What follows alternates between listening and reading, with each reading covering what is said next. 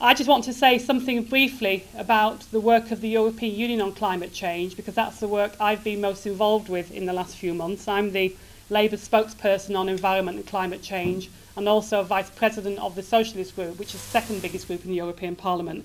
And I've been coordinating our input as a Socialist Group into climate change. Hilary spoke about the targets the EU has signed up to, the 30% target if we get an international agreement, and 20% even without an international agreement, a target to cut our CO2 emissions by 2020.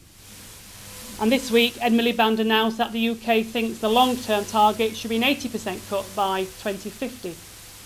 So these targets are being set, and the UK government's putting them into legislation. But in a way, the targets are the easy bit, aren't they? To say we'll set a target, that's what EU leaders did a few months last year. That was the easy part. The hard part is making those targets deliver. And that's what we're doing in the European Union at the moment. And in the last 5 weeks since the summer, we have put through in the Environment Committee 5 pieces of legislation which will tackle climate change. The first is renewable energy. Huge challenge. The UK has only got 1.5% at the moment renewable energy. Each country has got a target now to increase its renewable energy, and we've got to get to 16%. So each country in Europe has a target. Some are doing very well. We are one of the worst performers alongside Luxembourg.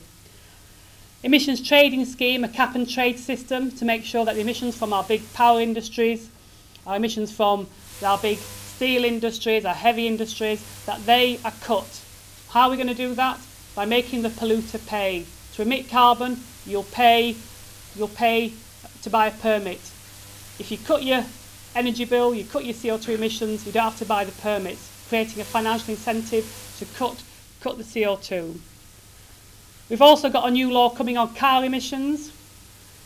About a few years ago, we asked the car industry how they could cut emissions, and they assured MEPs that they could do it by voluntary agreement by 2010. Did they do it? No. In fact, they sold bigger and bigger cars to the public. The Chelsea tractor became what people wanted to buy and have. So now we'll have a new law on car emissions that from 2012 will phase in a system so that each big car company has to cut the emissions of its entire fleet. We've got a new law on national called effort sharing, where each country's got to share the effort. What does that mean? Each country gets a national cap on emissions. The UK government will deliver that through the climate change bill that Hilary Benz talked about. And finally, we've got, and Hilary mentioned this, a new law to enable carbon capture and storage to happen. I think this is very important. Yorkshire, in fact, has one of the biggest emissions of carbon in the country. We account for 10% of the UK's carbon emissions, and that's largely due to the fact that we have a lot of the biggest coal-fired power stations in Europe in Yorkshire and the Humber.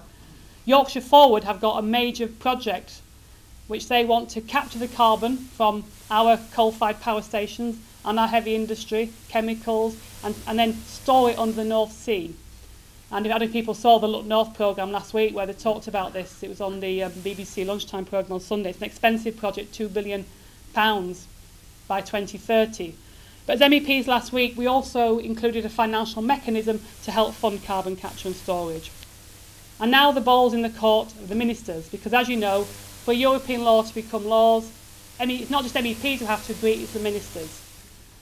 And I was very pleased this week. It was a bit overshadowed in the news by the financial crisis. But on Thursday at the European Summit, you saw that the European leaders met Wednesday and Thursday in Brussels to talk about the financial crisis. The second big issue they talked about was the climate change package, because time is not on our side on climate change.